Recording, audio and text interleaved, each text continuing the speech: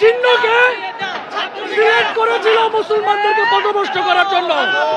এজন্য আপনারা দেখেছেন নরেন্দ্র মোদী সেখানে পূজা দিয়েছিল। পূজা আজকে বাংলাদেশের সকল প্রশংসা আল্লাহ তাআলার, তার ইচ্ছা এবং অনুগ্রহে তাওহীদি মুসলমান এই শিরকের চিহ্নকে ভেঙে ঘুরিয়ে দিচ্ছে।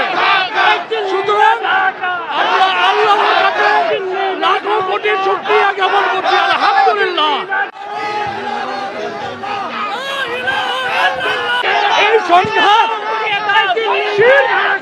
শিরক এবং তাওহীদের, এবং এই অঞ্চলে শিরক এবং এই তাওহীদের দ্বন্দ্ব আজকে না, ৭১ না, ৪৭ না, ৫০০ বছর আগে থেকে, ১০০০ বছর আগে থেকে যখন তাওহীদ প্রতিষ্ঠিত হয়েছিল এই অঞ্চলে, এই ব্রাহ্মণ্যবাদী হিন্দুত্ববাদী তাদের ষড়যন্ত্র আছে মুসলমানদেরকে শিরকের দিকে ধাবিত করা।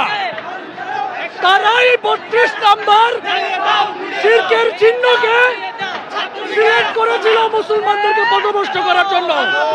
এজন্য আপনারা দেখেছেন নরেন্দ্র মোদী সেখানে পূজা দিয়েছিল। পূজা আজকে বাংলাদেশের সকল প্রশংসা আল্লাহ তাআলার, তার ইচ্ছা এবং অনুগ্রহে তাওহীদি মুসলমান এই শিরকের চিহ্নকে ভেঙে ঘুরিয়ে দিচ্ছে।